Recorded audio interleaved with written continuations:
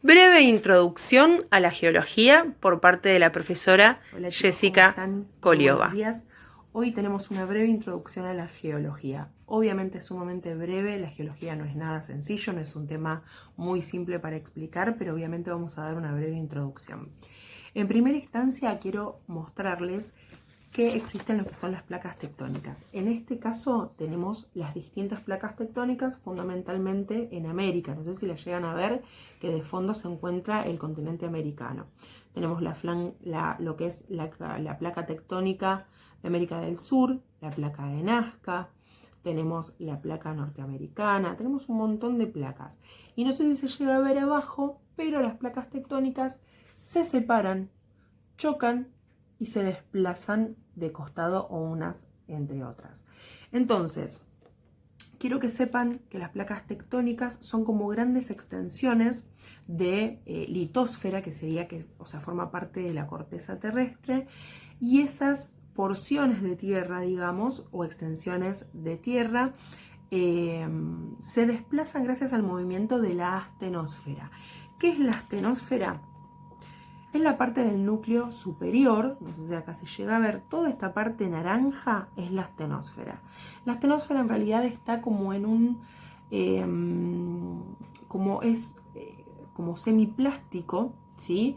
Como viscoso, es un material viscoso que hace que con su incandescencia y con unas corrientes de convección, que ahora les voy a explicar qué son, hacen que estas placas tectónicas se muevan. Y es ahí donde las placas tectónicas chocan, se separan, se desplazan de forma perpendicular, etc.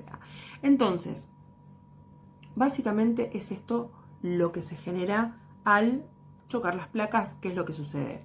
Tsunamis, terremotos, etc. No sé si ahí se llega a ver bien. Dice litosfera, astenosfera. La astenosfera es la responsable justamente de que estas capas o placas tectónicas, mejor dicho, placas tectónicas, se movilicen. Y como todo el mundo está interconectado por estas placas, allí donde hay placas que se chocan, seguramente al mismo tiempo va a haber placas que se separen y así sucesivamente.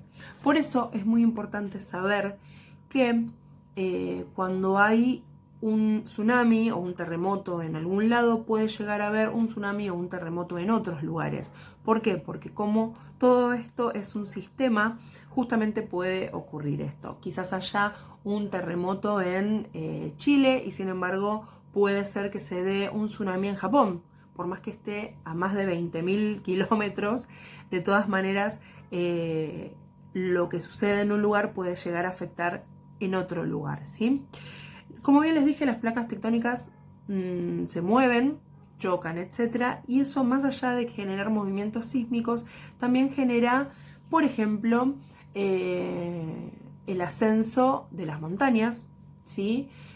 Puede llegar a producir distintos procesos en los cuales se aumente estas alturas, ¿sí? Como por ejemplo lo que sucede en la cordillera de los Andes. Y les voy a mostrar. Acá volvemos a las placas y tenemos la placa sudamericana, ¿sí? Y tenemos la placa de Nazca. En este caso, la placa de Nazca, al ser una placa una placa oceánica, lo que hace es meterse por debajo de la placa continental, que es justamente la placa sudamericana. Entonces, al pasar esto, una placa se mete por debajo de la otra y lo que hacen es este movimiento. En el caso de la cordillera de los Andes, una placa se mete por debajo de la otra y lo que hace es aumentar la altura de las grandes montañas, como por ejemplo en nuestro caso de la Concagua, que en nuestro país, en Mendoza, con 6.900 metros sobre el nivel del mar aproximadamente, ¿sí?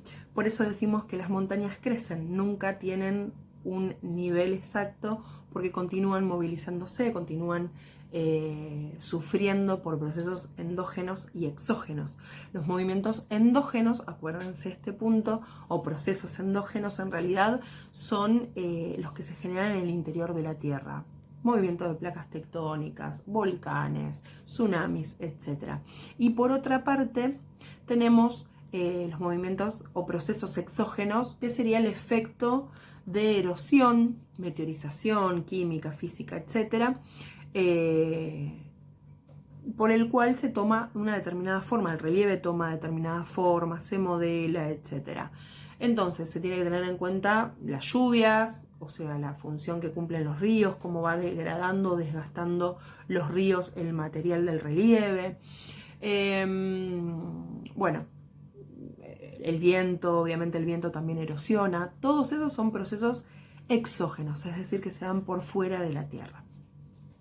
En esta tarjeta yo lo que hago es justamente mostrarte, es un dibujo que yo les hice a unos alumnos de segundo año allá hace mucho tiempo atrás, y como deberás ver tenemos montañas, todo lo que es continental, las montañas, las mesetas, las llanuras, los acantilados, etcétera, etcétera, pero también vas a ver que de repente tenemos una caída que se llama talud continental, que es como una especie de gran escalón donde de repente se produce una profundidad muy grande.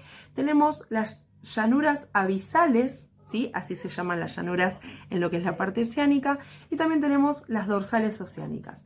Después acá, esto que ves acá es como una gran fosa, enorme fosa, que la fosa que se descubrió con mayor profundidad, que el hombre logró descubrir, tiene aproximadamente 10.000 metros de profundidad. Yo acá, a modo de broma, pero en realidad es verdad, lo que se ve acá es donde filmaron a Buscando a Nemo, donde están esos peces horribles. Bueno, justamente ahí es la zona de fosas oceánicas.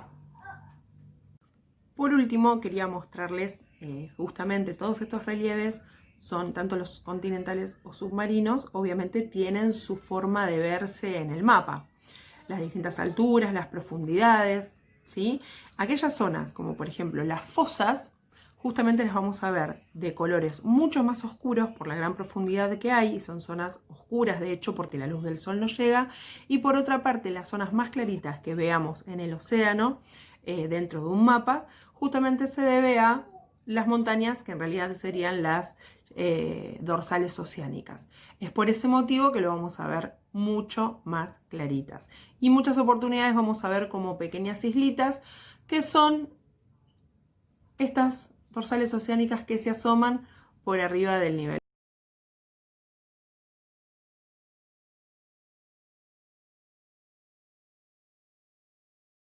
Como les decía al principio, este es un video muy sencillo, muy breve. En realidad la geología es mucho más profunda y mucho más compleja. Sin embargo, me parecía importante que ustedes tengan esta introducción. Obviamente vamos a seguir profundizando en Zoom y en un montón de otros medios. Así que les mando un beso, espero que se encuentren muy bien y tenemos esperanzas de que falte cada vez menos para encontrarnos. Un beso, nos estamos viendo.